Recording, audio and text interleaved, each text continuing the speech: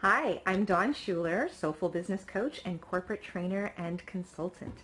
For 17 years, I've worked with hundreds of entrepreneurs, businesses, and organizations to help them be more successful, more productive, and to continue the passion and purpose that they started their business or career with in the first place. See, I believe you can have it all. You can have a business that feeds your soul and is successful. The key to that is to run your business like a business. That's why I decided to do the Love Your Business Deeply 15-day challenge, where every day I'll share one tip, idea, tool, or resource to really help you be the CEO of your business. So let's get started.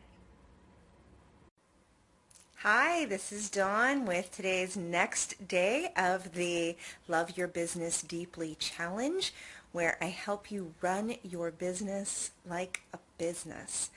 And the reason why I'm doing this challenge is because I really see that that's an issue with so many business owners and entrepreneurs, is that they get into their business because of some wonderful passion and motivation and inspiration or even an opportunity, but it's that passion or the opportunity or the thing that drives them, not, well, how do I smartly run a business?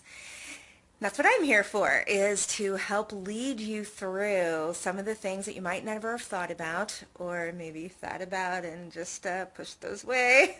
Just didn't really want to think about them, like day 2, finances, tracking your numbers. But all of these little things or big things can crop up and cause problems, create havoc in our businesses. That's not fun. And really make it not this joyful thing that we love so much. Honestly, when you run your business like a business, then you're actually more successful as a business owner and entrepreneur and as a person. That has been my experience, and that's what I help my clients do as well. And most of the times, the tools and strategies and things I suggest, most of the time, they say, that's not as bad as I thought it would be, and they really see the value in it. So see, I'm here to support you through that and tell you that running your business like a business is not impossible. It's not beyond you. You absolutely have the ability to do it. So there's your pep talk for today. Today's topic is proactive versus reactive, or reactive versus proactive, whichever way you want to look at that. And that topic, that concept, is a close cousin to a couple of the other topics that I've talked about already. One, not taking things personally, as well as standards and boundaries. The problem is that most of the time we're reactive. That's just our normal instinct, and it really is an instinct, is just react immediately in the moment. And a lot of times that does not serve us. The best example I can give is years and years ago, I was managing a client's business, and she was an industry consultant. And what happened is she was an industry consultant. She had given her cell phone number to her clients for years. And then what happened is they would call her. They would text her midnight, call her, text her over the weekend. And she got to the point where she hated that. See why this is a close cousin to the standards and boundaries?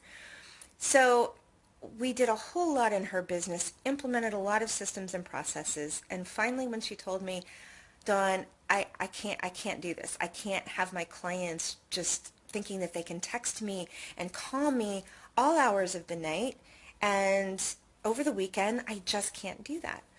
So we put into place, spent a lot of time putting into place this entire phone system, phone tree, voicemail, all of this where, it goes to different people on her team. Got her a new phone, new cell phone with a new number that she was not going to give out to her clients, and got it all in place. I can't tell you how much time we spent doing this. It took weeks and weeks to get the new phone system, so that they had this lovely voicemail that they could be directed to the appropriate person to help them, all of these things. So Friday comes and we implement it. And she sends an email to all of her clients saying she has a new number. She won't be checking the number that they have for them to get the best service to use the official business number, the one that we set all the voicemail tree up, and not a voicemail tree, but you know what I mean, where you call and it's a directory, and that takes you to a certain person. Monday, she said, nope, put it all back. I can't handle it. They're not happy. Okay, so what? I mean, I'm the queen of customer service. One of my core values is extreme service. I get that, but not at the expense of my well-being. And I couldn't believe it. She's like, I'm taking the new phone back. I'm going to let them call me at all hours and text me at all hours. Forget this system that we just put in. No, I can't handle it. As you might imagine, she and I didn't work together much longer because it's like she couldn't handle the things I was helping her put in place because she liked that idea, but she actually couldn't step into it and do that. She was absolutely reactive. She didn't want to have that conversation. She didn't want to stick with it a few more days, train them on how she should be treated. That's that standards and boundaries places. She just couldn't handle it. And I'm still really sad by that, right? Because she was so distressed and so disturbed by the fact that they would call her and she felt like she had to be on call, and she wasn't being paid to be an on-call consultant. She could have. I mean, that was a thing in her industry. She could have done that, and she didn't. And so I still feel really sad about this. And this has been, 6, almost 7 years ago. And I still have that sadness around that. But this pops up for all of us. Maybe sometimes not with such dire or such, impactful consequences. But how often do we get the email or the phone call or there's the conversation or the question and we immediately feel like we have to answer. We have to answer the question, or we have to do what they say, or we've got to immediately do it. Or, we've all had those things where we get that email that irritates us and we dash off a response. And sometimes our higher selves get in between that and decide to tell us to maybe not send it right away, maybe wait 24 hours. And if we actually listen to our higher selves and we reread it the next day, or we've calmed down and we go, oh, okay, let me do that differently. For example, I was referring two people who needed this service to somebody that I knew provided that service. And so I called her. No, I emailed her, said, by the way, I'm referring these people to you. And then I emailed an introduction to her and one of the people. And I didn't hear anything. So today, 2 days later, I call and leave a voicemail saying, I don't know if you got my emails. I don't know if you're still doing this business anymore, but I did, my plan, I referred one person to you, and once I get the contact information from the other person, I'm going to send that. I got a voicemail response when I was in another meeting that, oh yeah, I got your voicemails and I already connected with her. And my first response was, well, why didn't you let me know? Calming down. I really believe in that whole response, and that's going to be a future topic in this challenge, in this 15-day challenge. But it's that common courtesy, right? Is you just, I sent her business, which I don't get anything for, except hopefully her gratitude. And I didn't know if she got the emails or didn't, or maybe she'd stopped doing her business. It had been over a year since we connected, and just common courtesy. I did not respond right away. I did, however, send an email just saying, I'm really glad you got my emails. I was concerned you hadn't gotten them. As soon as I get the other person's information, I'll send it along to you.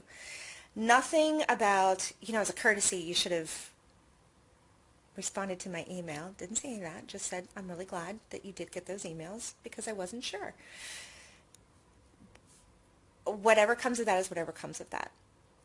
I don't have a specific tool or checklist or handout or worksheet for you to download, because I think the best advice I can give you and give all of us is stop. You don't need to respond right away, because that reaction, that reactiveness is usually just a knee-jerk. Boom, we just immediately do it. It's kind of like somebody asks us a question and we feel like we have to immediately answer. You do know, don't you, that if someone asks you a question, you actually don't have to give them an answer. You can say, I choose not to answer that. Did you even know that was possible? It probably took me into my adult life to go, just because somebody asks me a question does not obligate me to answer. I can say, I choose not to answer that. Same thing with someone asks us to do something. We don't have to give an answer right away. We can think about it. And actually, if you can have the policy that you will not answer, if someone asks you, makes a request of you, that you don't respond to that request, or you don't decide upon your response for 24 hours. And you can just say that. Say, you know what, it's my policy, it's my standard, that I do not respond to requests like these until I've had time to think about it, which is usually about 24 hours. So I will happily be back in touch with you tomorrow with my answer. And if you're saying, but what if they need an answer right then? The best response to that I ever heard was from one of Mark's buddies in California who does set design. And somebody asked him if he could do this particular design, and he said, I'll think about it and I'll give you an answer. And the person said, I need an answer right now. And he said, okay, if you need an answer right now, then the answer is no. I love that response, because we're not going to be bullied into giving an answer right now if what we really need to do is to wait a little bit.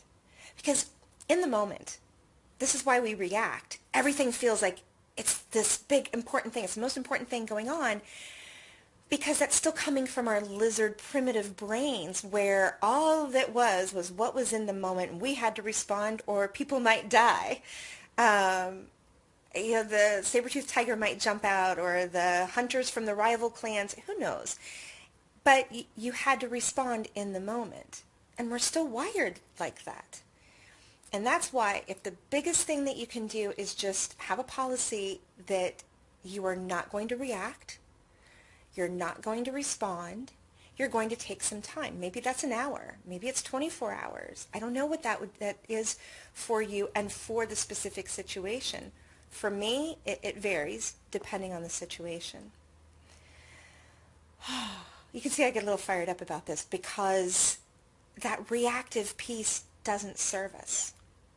So now let's talk about the proactive, and that's when you think ahead. And that's why scanning the landscape is so important. And you look and you say, you know what, I think this could be an issue. Is there something I need to do now to head it off at the pass? Or whatever it might be, or to make sure that this isn't an issue. Maybe what I should have done when I called the person, or I emailed the person with the referrals, is I should have said, please let me know that you got this, and if you reply to Heidi, do a reply all. I could have been proactive, because I didn't think about that it was going to be an issue, but I could have been proactive and just put that in there, so that if she'd read that and seen that, that might have, prompted something in her mind to respond back to me. So the proactive piece, once you're not reacting, is a little easier. One final, I guess, little life lesson that I've learned is that almost always when I wait to respond, my response is usually better. It also doesn't feel as big of an issue as I thought it was in the moment, which means my response is usually different. And this can be good, bad, indifferent. But when you get some perspective, then how you do respond is usually much more powerful and conscious and intentional. And it's very hard to be conscious and intentional when we are reacting in the moment.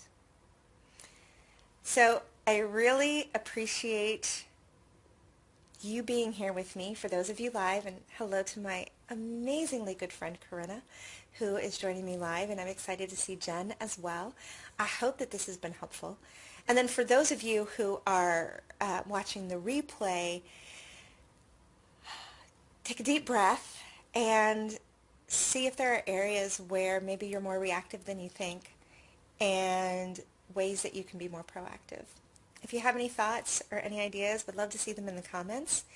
And it is always my pleasure. You can see I do get fired up. My passion is business, so I do get into business to run a business like a business. And so since that's my passion and my zone of genius, then I get to share that with you. So thank you all. I will be continuing the challenge even over the weekend. Tomorrow's day 6, and I will look forward to seeing you then. Until then, be a doggone amazing CEO of your business. Mwah. All right, take care. If any of what I've shared here resonates with you and you want to chat about your business, let's have that no obligation conversation to see if there's something there. It may be just what you need to have the business of your dreams.